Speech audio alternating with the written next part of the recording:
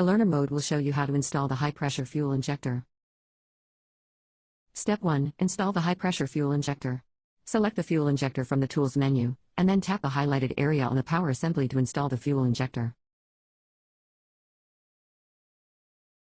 Success. Step 2. Install the rubber collars.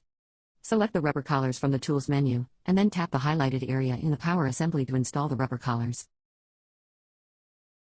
Success. Step 3. Install the clamp plate. Select the clamp plate from the Tools menu, and then tap the highlighted area in the power assembly to install the clamp plate. Success.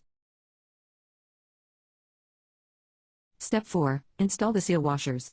Select the seal washers from the Tools menu, and then tap the highlighted area in the power assembly to install the seal washers.